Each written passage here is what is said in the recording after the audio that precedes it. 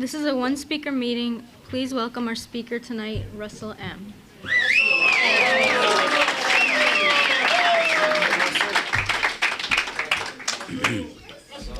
Stand up. I am standing up. Thank you, Lindsay. My name is Russell. I'm an alcoholic. Start off with an amends to Lindsay. I didn't realize you had 30 days. I'm sorry about that. 10th step. When we were wrong, promptly admitted it. My wife is really petite, so I'm always making fun of her for being small. Petite. She goes, petite. Congratulations to all the people that took chips tonight, and welcome to the newcomers. Hey, Phil, good to see you. It took me about 5 years to get 30 days, so that's awesome. Congratulations. And happy birthday to the birthday people, Paul and Steve. And I'm just grateful to God for my sobriety today, and grateful to be here. Thank you, Michelle, for asking me to come here and share tonight. I really appreciate, being asked. I'm always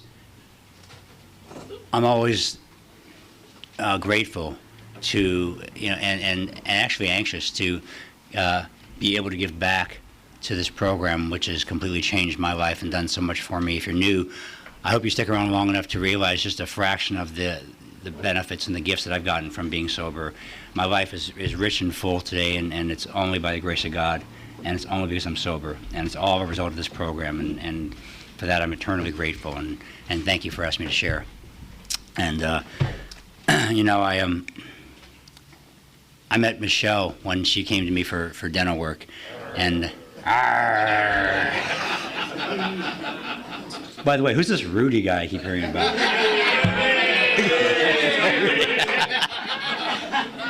Rudy. Nice. And I had the gift of doing dental work for Michelle, and I say gift because it is a gift. It's a complete and total gift, and I never got that. I never realized what a gift it was before I got here. As a result of my alcoholism and my alcoholic behaviors, my dental license was revoked in 3 years into my sobriety, 1996. And it wasn't suspended, it was revoked. The dental board sent a woman from Sacramento to come to my office and physically pick it up and take it off the wall and take it back. And I was crying. I was crying that day, and I was like, wait, but the frame is mine. And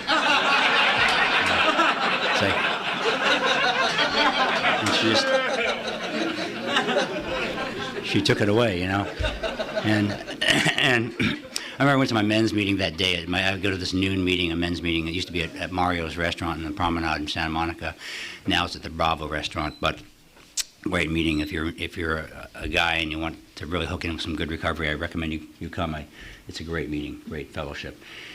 And I went to that meeting and I shared there. I was in tears and I cried. And I said, my dental license was just taken away, and I'm really in fear, and I was in financial fear, and I was just I was in pain, and I remember a guy named Richard Wayner shared after me, and he shared he goes, if you stay sober, I guarantee someday you'll have that license back again. And he gave me that little glimmer of hope that I get from these rooms and from you guys, that hope to go on and continue on my path. And by the grace of God, that my license was reinstated several years ago, and I'm forever grateful for that. And when I lost my license, I thought it was like the worst thing could ever happen to me. I mean, I was like just devastated. I thought, I used to pray constantly, like, God, don't let my license be taken away. God, please, not that. And then it was gone. And it was like God had better plans for me. God had, my first sponsor, Gene, used to always say that our perspective is finite, and God has the infinite perspective. He sees the big picture, and I really get that today. God's plan for me was far greater than any plan I could have ever had for my own life, and my license was taken away, and I was destitute. I mean, my current sponsor, a guy named Milton, and Milton always says, I talked to Milton tonight on the phone, he said, make sure you give me a little juice. And I like, what's juice? He goes, just mention me. And Milton's the most humble, loving guy in the world. But I said, I quote you all the time, Milton, from the podium. And Milton always says, I'm not surprised when an alcoholic gets sober. I'm surprised when an alcoholic gets a job. And that was me. When I lost my dental license, I had this sense of entitlement. I shouldn't have to work because I'm a doctor, and I shouldn't have to get a job. And so I tried to survive on selling stuff, right? I had some art, and I'd sell like a piece of art, and I'd pay my rent, and I had some jewelry, and I'd sell a little jewelry, and I'd pay my rent the next month, and I would supplement my income by switching long-distance carriers. That was during the time when, remember that? When they had deregulated the phone companies, and so like Sprint would send you a check for $50 and say, if you switch to Sprint long-distance carrier, we'll cash this check. And I would switch to Sprint, and then I'd get the thing from AT&T, and they'd say switch to AT&T and $75. I'd do that, and I'd switch back and forth constantly, like 3 or 4 times a week. And I thought, yeah, I would. MCI, Sprint, AT&T, MCI, Sprint, just back and forth. And I lived on that for the longest time, And then I ran out of stuff to sell, I remember I was at my men's meeting outside Mario's one day, and I was down to my last $5, and I had gone to my dad and asked him for money, and my dad said, no, get a job, and it's my own dad, and I was really pissed off, and I was coming out of the men's meeting at Mario's, and there's a guy named Lauren Beck, and Lauren goes, hey, we're going over to Broadway Deli for lunch. And he's like, you want to join us? And I was like, well, how much is lunch at Broadway Deli? He goes, I don't know, it's $10. And I had $5. That was all I had, and that was my last $5. And I wasn't getting more from Dad, and I was done. And I was out of art and jewelry to sell,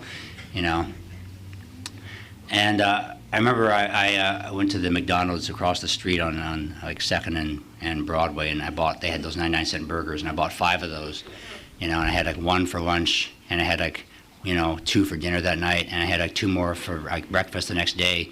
And I was sitting in my apartment the next day having my Big Macs, and a guy named Ron Armstrong, who's a sober guy, was over, and we were talking, and he was sharing with me that when I was new, I had to work in as a toll bridge operator to make ends meet. He goes, I had to be willing to take any job.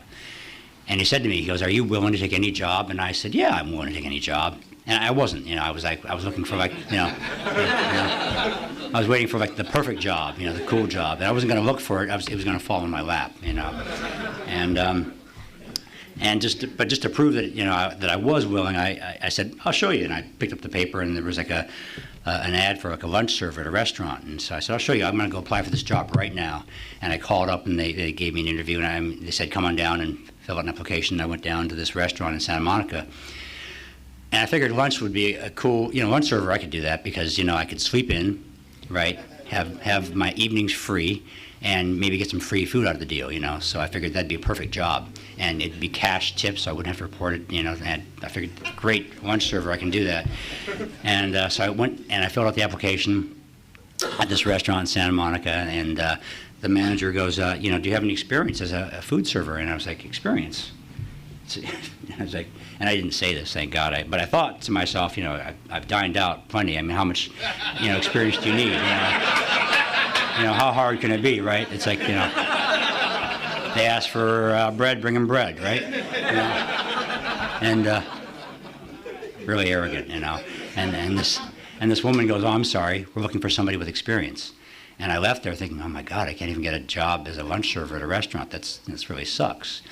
So I came home and I had to find a job because I had no money left. So I went back into the paper, and there was a pizza counter guy, where you stand behind the counter and you serve pizza at this little cafe in Santa Monica, and it was $6 an hour. And I figured, okay, I can do this. And I called the guy, and he went down for an interview, and I filled out the application. And the guy's name was Bob, the owner, and Bob goes, and it says, past employment, and I put, dentist, and he goes, you're a dentist? And I said, yeah. And he goes, what are you doing here? And I said, I lost my license. He goes, you're hired.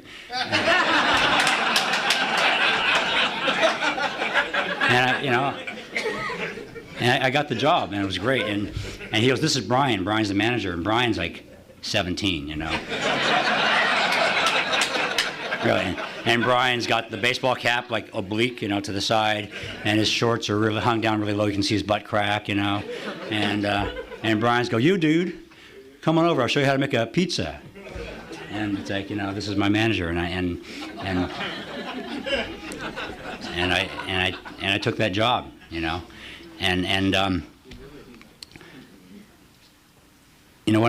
have these moments of clarity in our inner sobriety, there's a guy named Gerald, and Gerald used to come to our men's meeting. Gerald was a self-proclaimed dumpster diver. He used to go into the dumpsters to get his meals, and I used to sit in our men's meeting and think, what a loser this guy is, what a sad, what a sad sack, and I thought I was so much better than Gerald, and one day Gerald came into the cafe for lunch, and I was, serving Gerald, and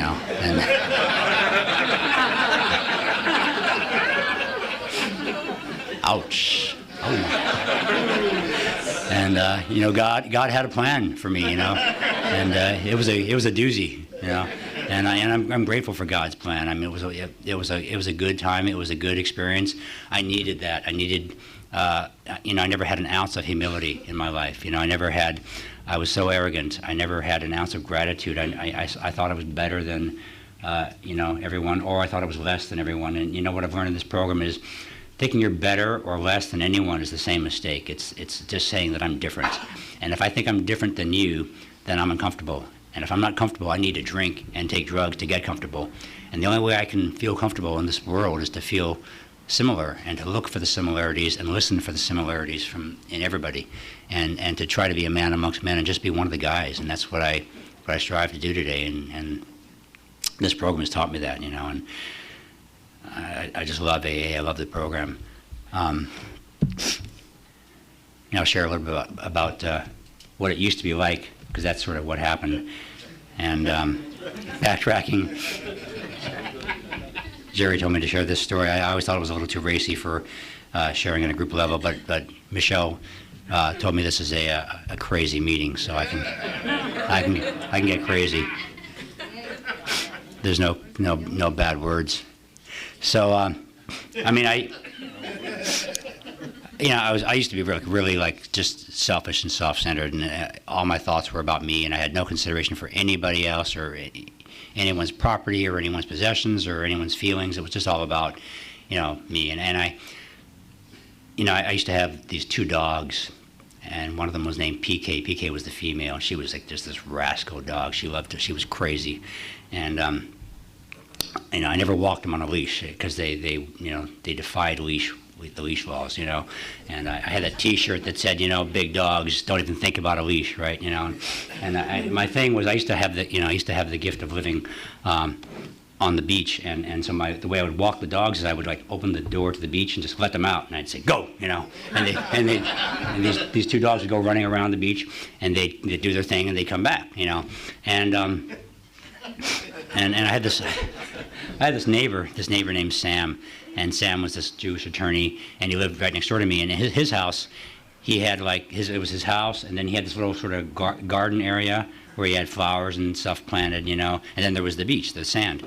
And how dogs like to mark their territory, right? Like, well, my dogs would always go over to his garden because that was like the only garden on the beach, and they would pee and poop in his garden, and then they would come back, and Sam would always yell, from his house if he saw me. He usually didn't see them, but he'd yell if he saw them. He'd be, "Get your dogs out of my garden, put them on a leash," and I'd be in my place going, "Fuck you," drinking away, And I thought that was cool, because I shouldn't have to like pick up dog shit. I'm a doctor.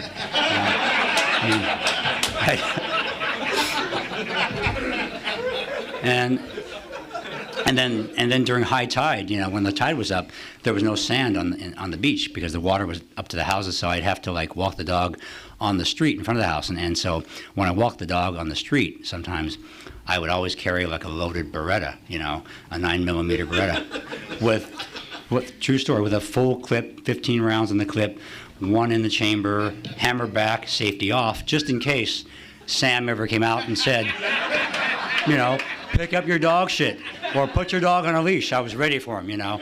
I was ready for him, and I used to keep the gun right down here, you know, and right in my pants. And the irony is, I only took one lesson on how to shoot this gun. I had this patient who was an LAPD guy named Dan, and he took me out to the shooting range one time, and he showed me how to load it and you know, how to clean it and shoot it and everything. And I was so loaded, I couldn't figure out what he was saying, you know. So I didn't know, I had no clue how to work this gun. But I knew if you pulled the hammer back and the safety was off, and there was one in the chamber, then you didn't have to apply a lot of pressure to shoot it. It would just kind of go off, you know, pretty easily. And I figured. So I was ready for Sam, you know what I'm saying, in case he. And by the grace of God, Sam never came out, and you know, I wouldn't be here talking to you right now if he had. And so one day I let the dogs out for their walk, and you know, I forgot this part. Sam had 2 kids, and his little girl had this pet rabbit. And they kept their rabbit in this little hutch, little cage in the garden area in the back of the house. And every now and then they let the rabbit out of the hutch, you know. And PK, when she was out, if the rabbit was out, she'd chase this rabbit all over the garden, and she'd be, you know, barking, and you know, he'd be yelling, "Get your dog back on a leash," you know. And I mean, what would PK ever do if she caught the rabbit, right? It's like catch, you know how dogs chase cars. What's a dog gonna do if he ever catches the car, right? I mean, you know, seriously. So I figured, and rabbit, she never caught the rabbit because the rabbits are really fast, right? So one day, you know, I'm sitting home, and I'm, you know, kind of you know, kind of loaded, and PK came back to the house with the rabbit in her mouth, and yeah, and it was all muddy and dirty, and she drops the rabbit on the floor, and the rabbit's dead, you know, and I'm like, oh my God. Yeah, and I'm like, oh, PK killed the rabbit, you know. It's like that. Remember that Roger Rabbit cartoon, Kill the Rabbit? Remember that? It was like that, but she killed it. And I'm thinking, oh my God, what should I do? So I'm thinking, okay, I gotta think fast here, because Sam's gonna, you know, he's gonna kill me, you know. And so I took the rabbit, and I'm thinking, I'll clean it off. You know, and I put it in the kitchen sink, and I did some shampoo, and I scrubbed it, got it really clean and white again, and then I took a blow dryer, and I blew dry the rabbit, got it really fluffy again, and that night I snuck back over to Sam's garden, and I stuck the rabbit back into the hutch, right? And I figured, you know, they'll wake up, they'll see the dead rabbit, they'll think the rabbit died of natural causes, it's all good, you know.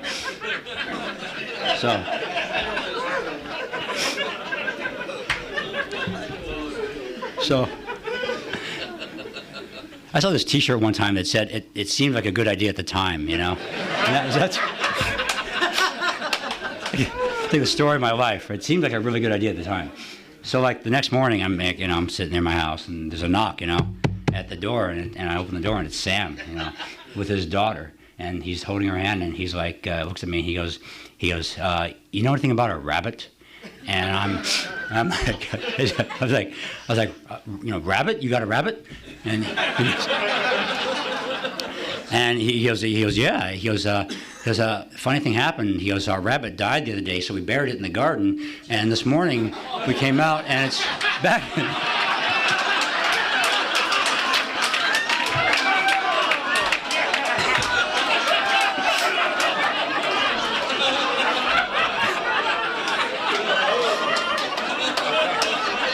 True story.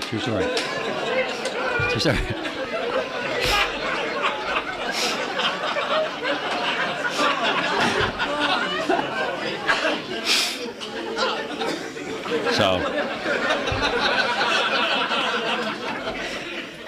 that's a little bit about what it used to be like.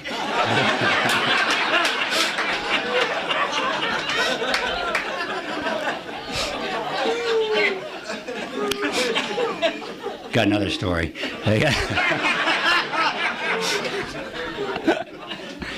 So I used to always be want to impress everybody, with how much cool stuff I had and how much money I had, So I was on this date with this woman one time trying to really impress her, and we were out to lunch, one of those 3-hour lunches where we drink a lot, and and we were driving home from lunch, and we passed by this car dealer, and I'd been thinking about getting this car, anyway, so I thought I'd stop in and just really impress her. So we stopped the car. I go, let's check out this car, and we went in, and this is back when I had like credit, right? And and I bought this car, and I'm driving home in the new car, and she's driving home in the old car, and this is when I lived in this like condominium building, which had like a subterranean garage with like 5 private garages. So each one had its own little garage door down below, and I had a 2-car garage. And I already had 2 cars, so I, pulled the old car into the garage, and then I parked the new car like in front of the garage door, sort of blocking the garage door, and I went upstairs and went to sleep. And the next morning I came down, and I was like, I guess I was in a blackout because I used to take a lot of Xanax, and it was just total like memory lapses. And I came downstairs, and I saw this car blocking my driveway, and I thought, and I true story, I thought, what an arrogant prick. Who would park his new car in front of my garage door? Fuck him, And so I called the police, I had it towed away, yeah.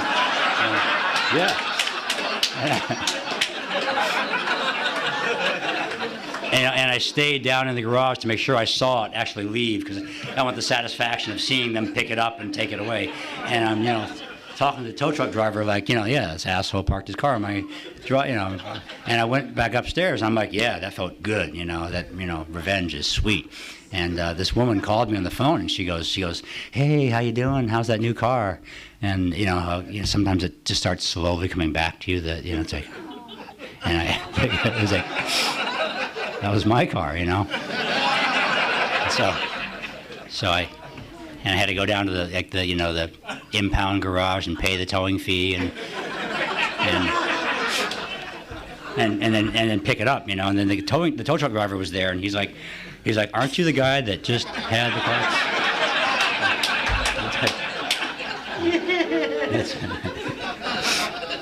That's what it used to be like, And it's. I am really grateful to be sober,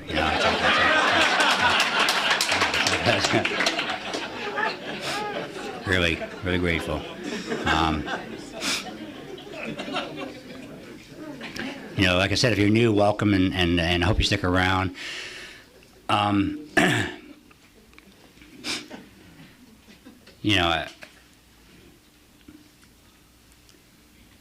When I was new, I kept relapsing. I kept going out. I had the hardest time staying sober. I told you, Lindsay, it took me 5 years to get 30 days. And I remember one of my slips, my first sponsor's wife is also sober, and she came to me one time for a root canal, and she needed nitrous oxide. She was apprehensive about getting a root canal, so she goes, "Can I have gas?" And I was like, "Yeah, sure, we got gas." And so I gave her some nitrous oxide, which is laughing gas.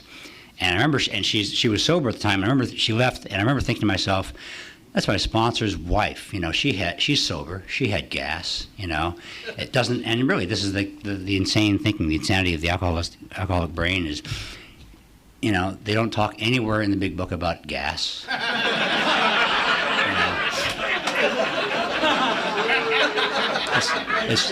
It's never mentioned, and So I thought to myself, a little gas now and then wouldn't be a big deal. It probably wouldn't be a slip.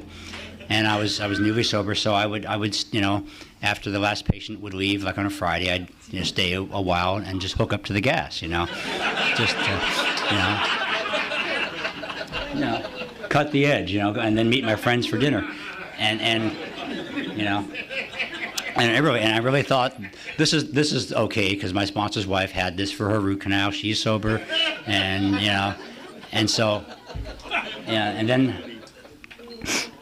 when I get home at night and I'd be craving the gas. So like they had this portable gas unit you could buy. You could roll it from room to room in your dental office, and I bought one of those, and I stuck it in my trunk, and I took it home with me, and I had gas at home, so I had it by the bedside, so I could watch TV at night and do the gas. And I thought, really, and I thought this wouldn't be like a slip or anything because my sponsor's wife had gas for a root canal. This is totally okay. This is cool. And so then But and then I used to live like in Malibu, but I worked in Santa Monica in town. So I had this commute every day to get into town, and there was traffic sometimes, and I'd be stressed out. And so I had this great idea. My sponsor's Gene was a big scuba diver, and I asked Gene. I said one time, "Hey Gene, where do you get your scuba stuff?" And he said, "Go to this place, Blue Cheer on 11th and Wilshire." So I bought a scuba tank, and I said, "Can you retrofit this and have it filled with any gas you want?" And the guy goes, "Yeah, I can do that for you." And so I retrofitted it and took it to the office and filled it with nitrous oxide, and I had that in the back seat of my car, so I could do like gas on the way to work, and I figured this was cool, I wouldn't have to restart my sobriety because my wife, my sponsor's wife had that for a root canal, and then to carry it one step further, I had sometimes I'd be out and about, like around town shopping, or just doing stuff. I wasn't in the car or at home or at the office. I'd just be out, and I saw this cool thing at this diving store. It's called a spare air. It's a little tank, like yay big. And it's good for like 20 extra breaths in case you're like diving and you run out of oxygen, and it's emergency oxygen. You carry it in your boat, It's cool. It's a little canister, and and I filled my spare air with nitrous, and I carried that in my briefcase. I thought, this is really cool. I'm set, man. And this is not a slip. Because my sponsor's wife had this for her root canal, so this is totally okay. And if you're new, or if you've been around for a while, I'll just share that really wasn't okay.